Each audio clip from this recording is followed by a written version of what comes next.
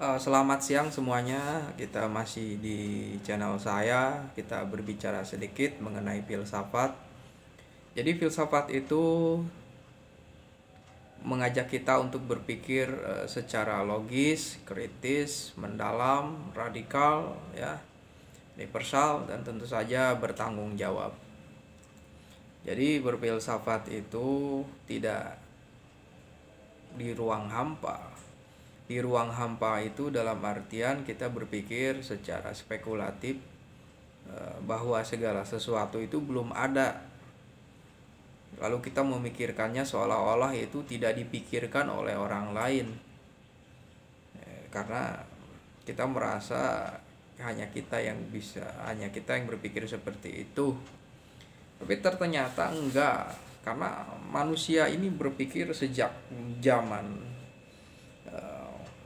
kuno sana sampai sekarang itu udah banyak pemikiran mengenai realitas ada, mengenai pengetahuan, mengenai sesuatu yang bernilai sudah ada. Jadi bangunan pemikiran filsafat, sains, agama itu sudah ada. Persoalannya adalah pada diri kita. Diri kita bisa menghayati itu atau belum? Apa kita bisa mencerna pemikiran para pemikir itu? Nah, ini persoalan epistemologis dan penghayatan sehari-hari. Jadi filsafat tidak di dalam suatu ruang hampa. Kita harus memahami bahwa suatu peristiwa dipikirkan oleh para pemikir itu ada maknanya, ada suatu urgensi, sehingga kita bisa memahami cara bersikap.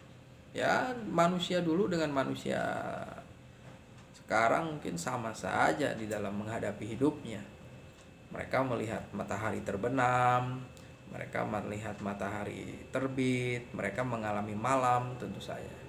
Cuma bedanya mereka mungkin belum punya TikTok dan YouTube.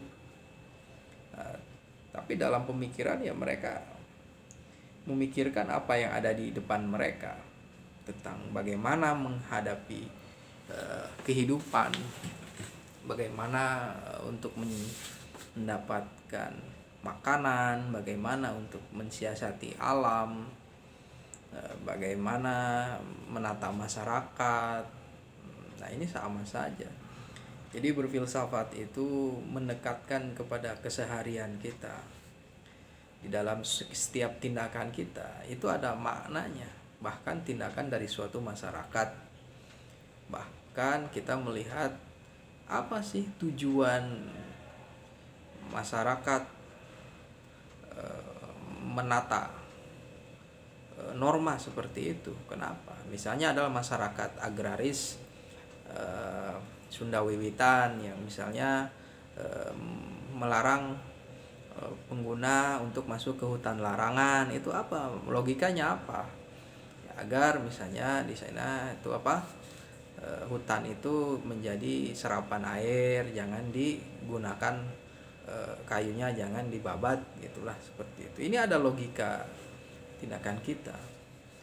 Bahkan orang yang macet di jalan tapi memaksakan untuk ngebut-ngebutan, itu kan apa logikanya di sana? Ada suatu cara berpikir di dalam keseharian kita. Bahkan kita selalu terpicu berpikir kalau kita berurusan dengan persoalan ekonomi, bagaimana kita mendapatkan uang untuk bisa memenuhi kebutuhan hidup kita. Ini adalah persoalan yang memiliki logika tersendiri, dan logika ini ke dalam keseharian kita membuat kita berpikir mengenai suatu tujuan, berpikir mengenai suatu manfaat. Dan tentu saja orang akan berpikir, banyak orang berbicara mengenai agama. Apa manfaatnya agama?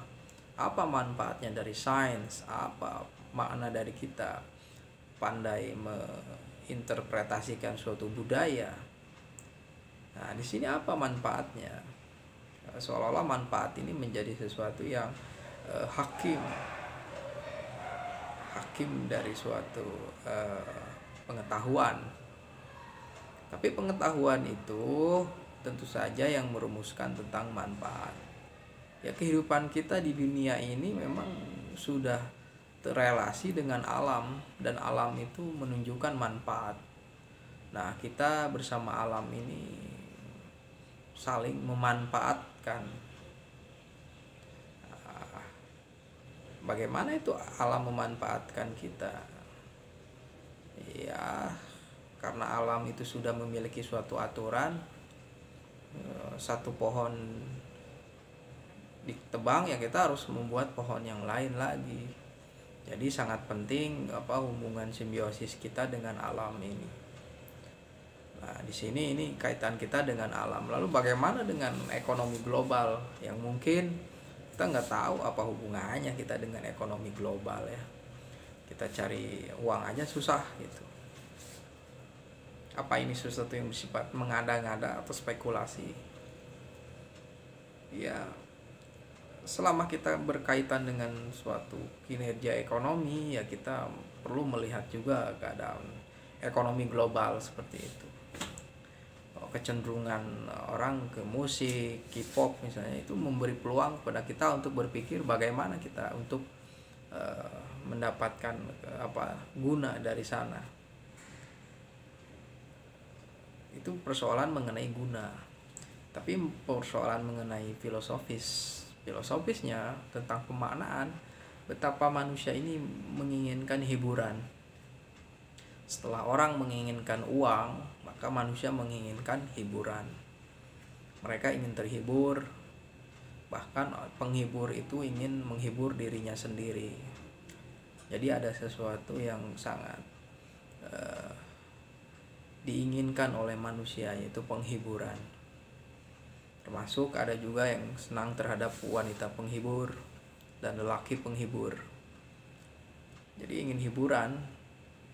Nah, berfilsafat itu menjadi sesuatu yang sangat bermanfaat kalau bisa menguatkan komitmen kita akan suatu kehendak untuk hidup.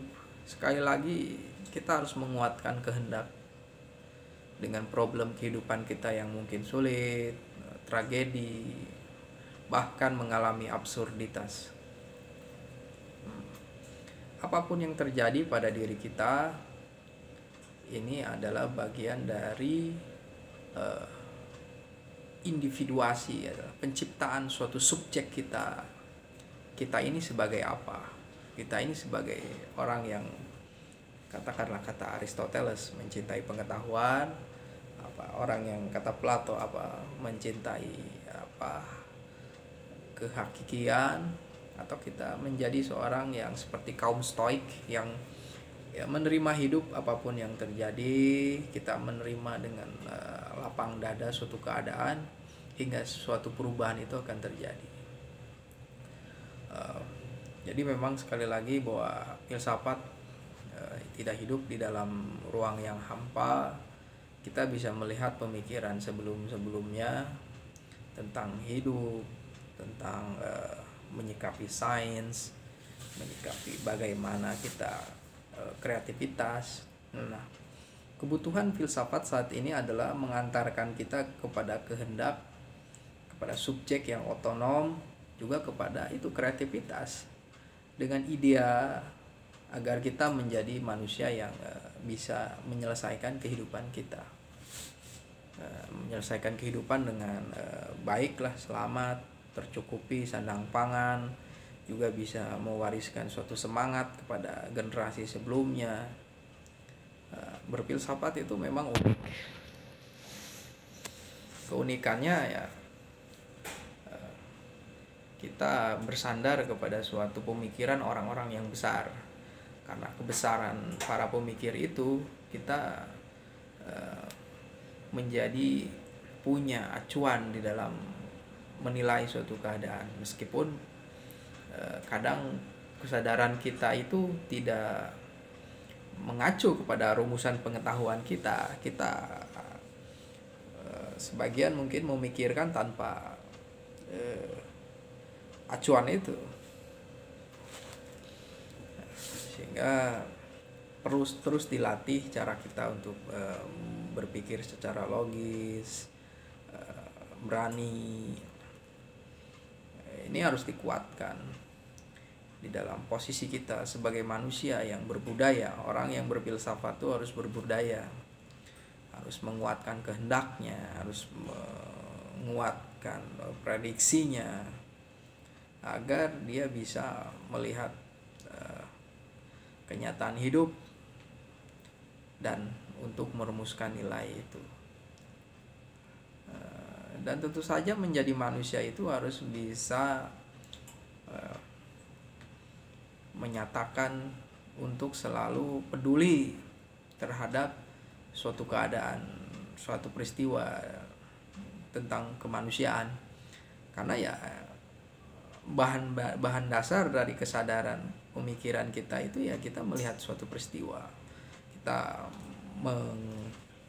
mencermatinya, menginterpretasikannya, dan itulah filsafat di sana. Jadi kesadaran untuk melihat manusia. Kita bukan untuk mengisi kepala kita dengan informasi yang sampah. Mungkin itu pikiran kita tentu saja banyak sampah. Tapi kita berusaha untuk melihat, loh ini loh aktivitas manusia, oh ini loh ide manusia, oh ini keadaan manusia, oh ini loh logika tentang manusia yang sedang kita hadapi. Yang pasti tentu saja harus menguatkan kedirian kita, meskipun ada yang berbeda bahwa karena menguatkan kedirian kita ini adalah menjadi sumber permasalahan, kita menjadi ego. Tapi tentang kesadaran bersama yang lain ini sangat perlu interpretasi yang sangat fenomenologis ya. Kita harus melihat secara yang baru, meskipun sesuatu yang kita lihat itu tidak baru. Nggak ada yang baru di dunia ini, segala sesuatunya telah ada sebagaimana adanya. Pikiran kita lah yang membuat sesuatu itu dianggap baru, kreativitas di sana. Berfilsafat itu akan membuat kita menyadari bahwa pengetahuan yang terbentuk di dunia ini, baik itu dalam bentuk sains, teknologi, itu memiliki fungsi untuk menemani eksistensi manusia. Nah, bagaimana nih sains teknologi sudah maju, bagaimana sikap kita? Karena alat itu kan alat, media itu sebagai alat. Nah, bagaimana nih kita menggunakan alat tersebut? Nah, dan kesadaran apa yang bisa kita capai gitu? Apakah kita menyadari tentang eksistensi kedirian kita yang tertinggi? Emang ada kesadaran diri kita yang tertinggi? Atau kesadaran kita yang bersifat horizontal, ya kita memahami manusia, masyarakat, budaya, tindakan mereka, kerusuhan mereka, kenaipan mereka, kenaipan diri kita, kelicikan kita, ketakutan kita. Jadi filsafat juga dimensinya adalah horizontal. Selama kita mau meningkatkan dengan pengalaman agama, mungkin spiritual, itu bisa menjadi filsafat yang bersifat vertikal atau transenden. Nah, di sini kita harus tetap tenang agar kita bisa mencintai diri kita, karena kita terpaksa kayaknya hidup di dunia ini mengalami suatu praktisitas, ya kita hadapi lah, mau apa lagi ya. Terima kasih.